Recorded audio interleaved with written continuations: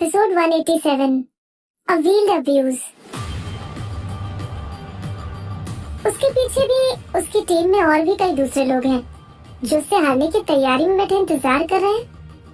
ये कहने से उसका क्या मतलब था? बस अब तो वो पूरी टीम की इंसल्ट कर रही थी, यहाँ तक कि वो पतली गली से खुद के भाग निकलने का रास्ता छोड़ने की जहमत भी नहीं उठा रही थी। भीड़ से चीयर्स और टॉन्ट्स की मिक्स्ड आवाजें आ रही थी जो इतनी तेज थी कि लगता था जैसे उनके शोर से बिल्डिंग की छत ही उड़ जाएगी। होस्ट और ब्रॉडकास्ट डायरेक्टर बहुत खुश नजर आ रहे थे। ये विदुषी व्यूअर्स के लिए क्या एक एंजल बन गई थी? उसने उस जगह के माहौल को सक्सेसफुली और स्किलफुली हीट अप कर दिया था। विदुषी के साथ होते हुए जब ये शो रिलीज होगा तो उनके लिए इसे संभालना भी मुश्किल हो जाएगा। उस इंस्टेंस को देखकर वो सभी विदुषी से और भी ज्यादा इम्प्रेस हो गए थे। उसके कुछ और सोलो टेक्स ले लो, ब्रॉडकास्ट डायरेक्टर ने कहा। कुछ ऐसे सोलो टेक्स जो बहुत अच्छे लगते हो। ऑडियंस उसे प्यार करती है। वो बायस होकर इस फैक्ट को पूरी तरह से इग्नोर कर रहा था कि जानवी भारद्वाज नाम की एक और लड़की अभी भी स्टेज पर मौजूद थी। जानवी अपने गुस्से को कंट्रोल में रखने के लिए काफी स्ट्रगल कर रही थी और उसने अपना मन बना लिया था कि आगे चलकर वो विधि की जिंदगी मुश्किल बना देगी, क्योंकि वो पहले से ही मीटियोर विंग्स की ऐसी तैसी कर चुकी थी। इसलिए उसे ये इंश्योर करने की जरूरत थी कि विधि उसका गाना उससे भी बदतर गाए, ताकि वो किसी तरह से अपनी इज्जत बचाने में कामयाब हो जाए। ऐसा सोचकर उसने एक फ्रेंडली एक्सप्रेशन के साथ मुस्कुराते हुए कहा, तो फिर मैं मिस शर्मा के लिए एक बहुत ही आसान सा गाना चुनूंगी।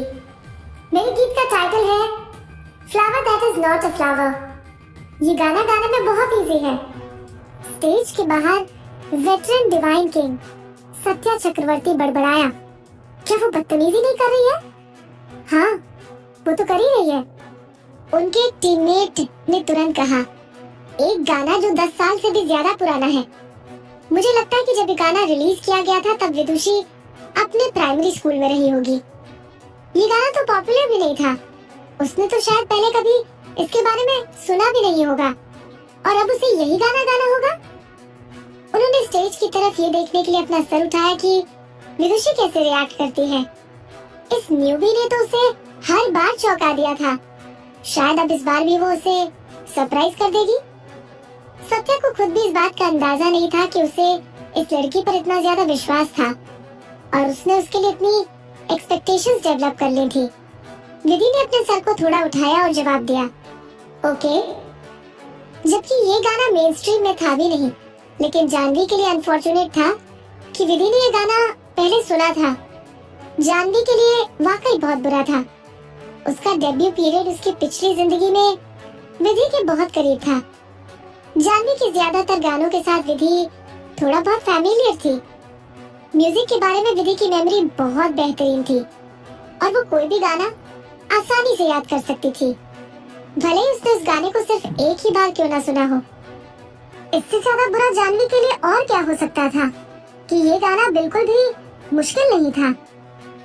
जानवी ने सोचा कि विधि ब्लफ कर रही है और वो चुपचाप हंसने लगी।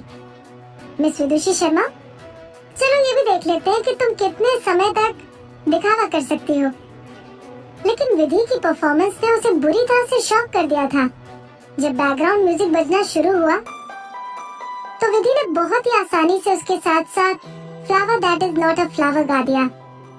उसकी परफॉर्मेंस स्किलफुल और डायनामिक थी, जो ओरिजिनल वर्जन से भी बेहतर लग रहा था। ऑडियंस पूरी तरह से हिप्नोटाइज हो चुकी थी।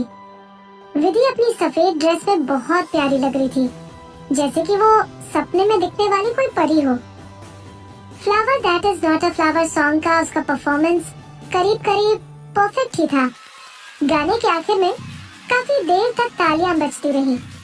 विधि ने अपना सर झुकाया और सीधे जानवी की तरफ देखा। You have lost.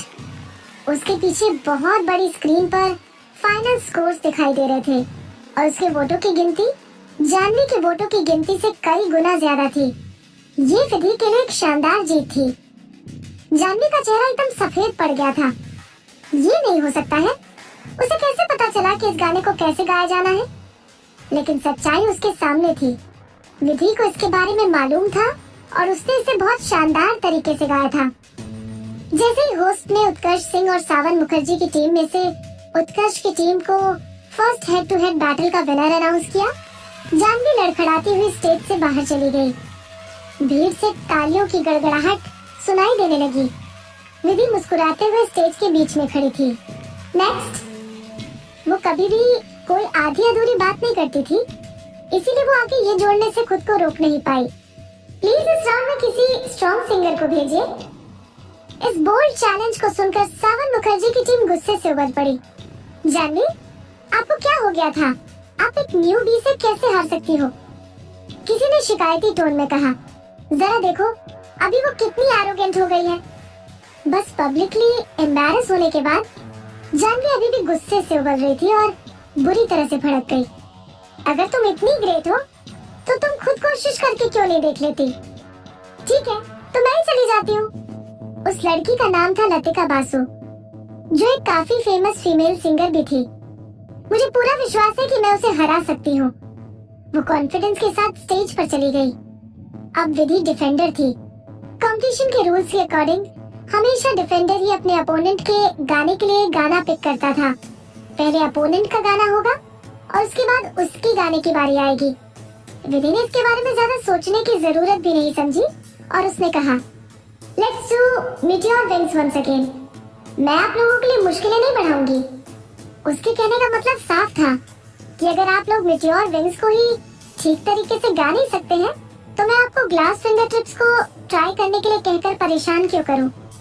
ये तो डबल इंसल्ट थी। ऑडियंस अपने आप को ये सोचने से रोक नहीं पा रही थी कि क्या ये सावन मुखर्जी की टीम के सभी सिंगर्स विदुषी से अपनी हंसी उड़वाने के लिए खुद को एक चांदी की थाली पर परोस रहे थे। लतिका को भी स्टेज पर बिल्कुल जानवी जैसा ही एक्सपीरियंस मिला। उसे ऐसा लग रहा था जैसे कि वो गुस्से से फटने वाली है, लेकिन वो अपना गुस्सा पूरी तरह से नहीं दिखा सकती थी। ठीक है, मैं मीटियोर विंग्स ही गाऊंगी। मैं इसे इतनी अच्छी तरीके से गाऊंगी कि तुम भी कुछ कहने के लायक नहीं रहोगी। इंट्रोडक्शन की धुन बज उठी। करंट ए लिस्टर्स होने के नाते लतिका ने डिसअपॉइंट नहीं किया।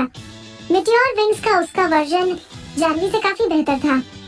मीटियोर विंग्स का उसका वर्जन सुनने में अच्छा भी लग रहा था और इसे बहुत सोफिस्टिकेटेड भी कहा जा सकता था।